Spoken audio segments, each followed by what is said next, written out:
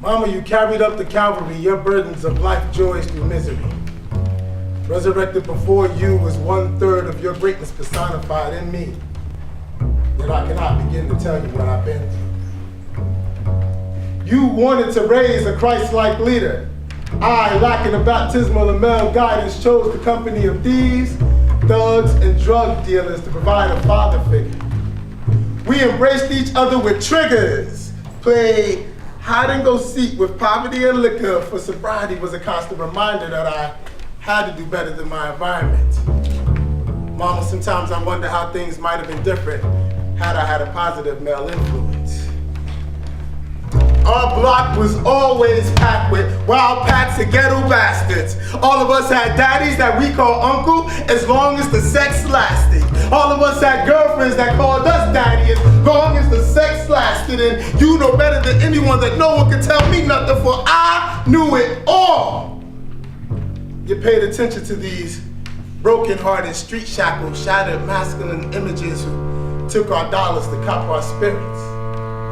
Sipping fifths of wisdom, passing knowledge wrapped in brown paper bags. Drunken lessons had me believing if a man walks away from a fight, he's a punk. And if he walks away from a girl, he's a fag. We form crews like Hooterville and avenues have Mac lines like, baby, with all that light you shine, the sun has got to be mad at you. To supplement the diet that you couldn't provide me with, I enlisted my neighbors into an army of drug-addicted slave laborers where I cracked that whip. Yo, let me get one of those for Ace. I cracked that whip. You know me, man. Hit me up now tomorrow, I'll be straight. I cracked that whip. Yo, I ain't got no money, but my wife, she turning me a trick. I cracked that whip. This VCR was like brand new. Is that the best you could give me for it? Yet for what? I did this for what? Working for the man's system is wicked, but my lifestyle was twice as corrupt. Yet for what, mama? I did this for what? To be socially accepted amongst bacteria infesting an inner city cut. Yet not once stomach bubbling. Yet not once soul troubled in. Yet not once did I consider you, mom. Without words showed me what a real man is supposed to do. Single-handedly raising a family. Butter pecan toffee, soul of mahogany, southern refuge. Provided an education that to you was unobtainable. Though living conditions sometimes seem unstable, food was always on the table. Most times hold down a job for each child you bear. 3, teaching a bigger lesson than I could ever learn from these streets. Responsibility. Yet not once did I consider you mom who bore the cross of maternity. The floor of your basement apartment, Mount Calvary. The woman you knew yourself to be died, crucified, and your new life resurrected in me.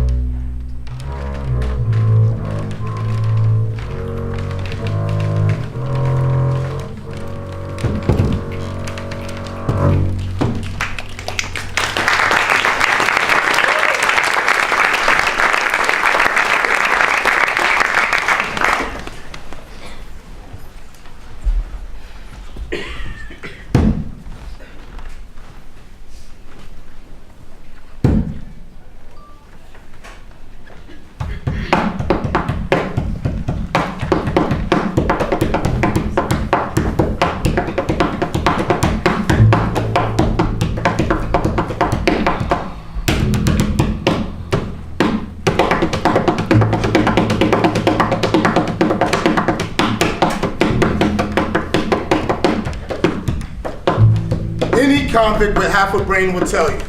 Only 2 reasons to be incarcerated: love and stupidity. Maternal twins so close in identity they're often mistaken answering to each other's names. Unless you've done hard time, you're just an inmate. Convicts know how to carry themselves, but there's a misconception amongst convicts. The world is a prison without walls, and what you do in here, you do out there, and I don't talk about this much. I almost missed this. First fight. Monday Night Football. Dallas versus New York. Giants won, I lost. New cell. Andre Bizzo and James Moulton decided I really needed to learn how to fight. Everyone in the 16-bed cell wrapped hands in towels. I, the monkey in the middle, learned to duck and swing, take a punch while delivering to Huntsville. 3 weeks of 118 degrees. You would hear a concession of toilets flushing like musical instruments as men. Cool feet in the same metal bowl, they shitted at night. You can see the second tier reflection in 15-foot windows. Ever chill, a 5-foot ball-headed frame. Grab bars bounced on tippy toes as we freestyle battle flows, holding whole conversations and rhyme schemes as other cells pounded beats, using pins to metal desks, fists to steel walls, and black men sounding like they should have been singing songs to God. Drop chorus lines and hooks about finding redemption and being born again crooks and I almost missed this. There's a literati whose intellect surpasses a dropped out educational profile. Search out young men smart enough to use the information passed to them. Distinguish each other by Mason codes. What are you searching for? I'm searching for the light. How far have you come? As far as east is to west, my cellie. 17 years for stabbing 2 white men to death. Said if I ever repeated these things, kill me. On my last night, he asked me, you gonna miss us, ain't you, youngster? The parties, the camaraderie? Yeah, I replied. You know what institutionalized is, youngster? The prison without walls isn't the world outside, but the world of your mind. It's the idea of possessing things you don't own. Walk into a classroom calling a desk yours. Hustle on the block, you call it yours. They assign you a cell and you call it yours. How do you fight an idea, youngster? Especially one that's ingrained in the psyche as institutionalization. With another idea. Don't ever miss this, youngster. Don't ever miss us fight that idea. Because if I ever see you in here again, I'm gonna make you my bitch. I'm gonna sell your ass for a moon pie. Make you a product of this institution and I don't talk about this much. I usually say I was locked up for my love of stupidity. But if you persist, I'll let you know. It's really a bad idea.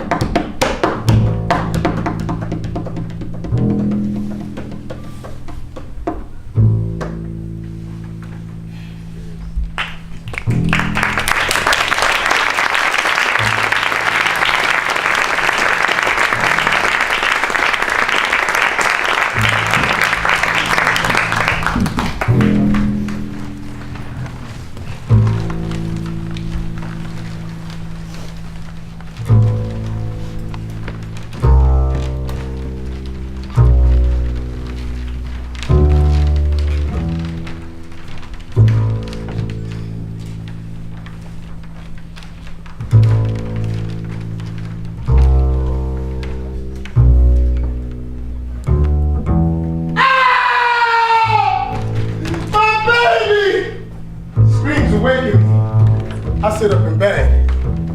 12 gauge slug sweat from sawed-off double-barrel pores saturates my forehead. As night blanketed the city and it snugly tucked another young brother in for infinite slumber.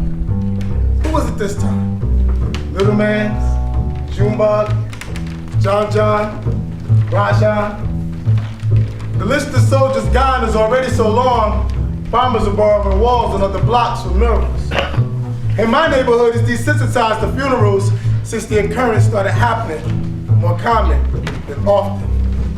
And man, I'm glad I got out the game. Inhabiting inner city habitats is hazardous enough without haphazardly hustling mind states habitually dropping us like bad habits. I live in a land of black on black addicts where Negroes fiend status. So if you got it, don't show it unless you can hold it. But these stop it nothing jackets just got to have it.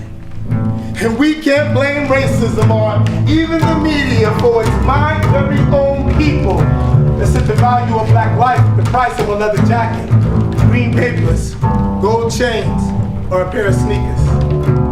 And man, I'm glad I got out the game. Co-operating in covert operation genocide. Code name, Get Mine. The agenda was to bring my community down by spreading the disease of getting high. Turn the blind eye to these families who had nothing to do with me. I was too through with poverty to hear Janice baby holler for her last dollar went to my wallet while her child went to bed hungry.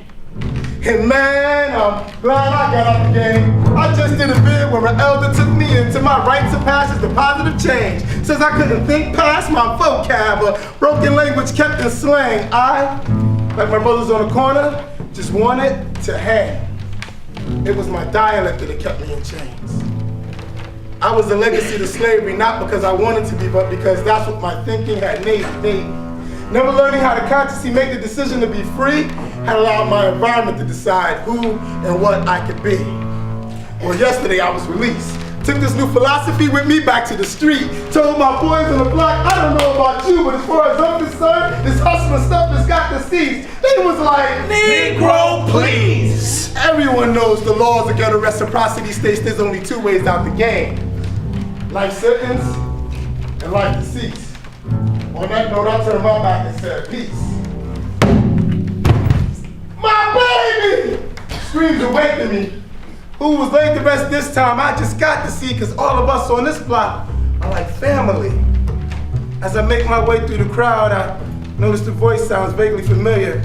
As I say to myself, man, this just cannot be. I'm sprawled across a lifeless corpse in the middle of the street, wailing out, my baby! It was my mama, and the body she was holding was me.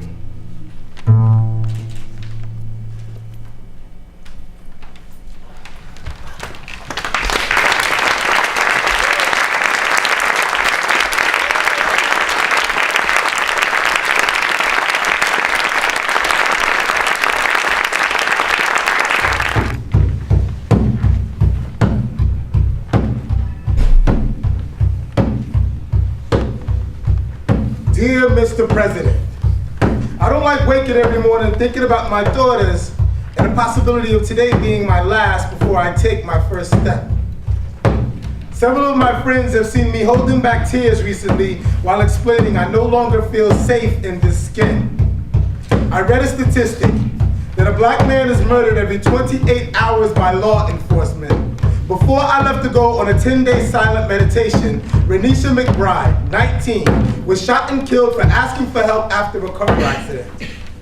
Tyson Jerome Barnett, an African-American mailman, shot and killed for doing his job in a white neighborhood. I posted on Facebook the other day. I felt like I had met Jesus, just to find out he was a homophobic, meth-smoking, racist redneck. On that day, I met Bruce, a Vipassana hero who brought meditation to Donaldson State Penitentiary in Alabama, who when I approached him thought I was out to rob him. I didn't ask to be born, let alone in this world under these conditions. I can actually die just because my gang color affiliation is skin. Yet at the end of the day, we are all cotton candy sunsets dissolving on memory taste buds like tongues tasting sonnets. We exist not only in our bodies, but in the thoughts and hearts of others. So why would I choose chemical negative as my last snapshot interaction? The point is to make every moment a don't care who's watching dance. A love like you possess the last little bit of love left in the universe, and the only thing keeping it alive is to plant it fiercely in the hearts of everyone you meet, making it brush fire fast contagious. And I get it now. Somehow, each and every single one of us are soulmates. Come to this planet with the choice to crash into one another like high tide ocean waters, scorching the thirst of sand beaches, or like hot lead careening into black flesh for nothing less than to prove the point that the cost of freedom is the price of love. Dear Mr. President, you are nowhere near Trayvon Martin as I am as close to Oscar Grant. But we love our daughters princess equal. And I swear, I love my daughters, just not in the image I built of expectation and personal unmanifested dreams. They could be Black Malibu Barbie or Golden Globe, red carpet, Gabourey, today he beautiful, and I won't be mad. But I hate waking up thinking I might lose my life behind stop, search and seize, open season on African ascendants, when not only am I American, I am a Desert Storm veteran, but you, police officer bulletproof.